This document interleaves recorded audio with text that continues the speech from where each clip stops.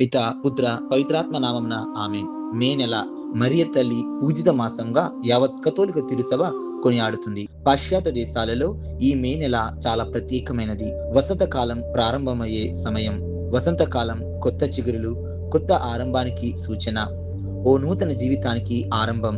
గ్రీకులు, రోమనులు ఈ మాసానికి ఒక్కొక్క దేవతకు అంకితం చేస్తారు. అలాగే మే మాసానికి మాతృత్వానికి ఉన్న సంబంధమును బట్టి క్రైస్తవులు దేవుని తల్లి మనందరకు తల్లి అయిన మరియమాతకు అంకితం చేయబడింది. ఫిలిపినేరి అను పునీతుడికి దేవమాత అంటే అమితమైన ప్రేమ. ఆయన రోమ్ నగరంలో గురువుగా పరిచర్య చేస్తున్నప్పుడు ఈయన భక్తి, విశ్వాసములకు మెచ్చి సాక్షాత్తు మరియ తల్లి అనేక సార్లు దర్శనమిచ్చారు. మరియ తల్లి మధ్యస్థ ప్రార్థన సహాయంతో పునీత ఫిలిపినేరి గారు అనేక మంది పాపాత్ములను మార్చి పుణ్య జీవితంలోనికి నడిపించారు. పునీత ఫిలిపినేరి గారి జన్మస్థలమైన ఇటలీ దేశమంతటా ఒక దురాచారము ప్రబలియుండెను.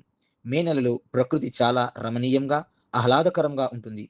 ప్రజలు కొన్ని ప్రత్యేకమైన ఉత్సవాలను కొనియాడేవారు. చాలా మంది ప్రజలు దురాలోచనలకు ఆకర్షితులై నిజ దేవుని విడిచిపెట్టి స్థానిక గురువులు ఎన్నో సార్లు హెచ్చరించినా ఫలితం లేకుండా పోయింది. ఈ పరిమాణాలు ఫిలిప్ నేరి గారిని కలవరపరిచాయి.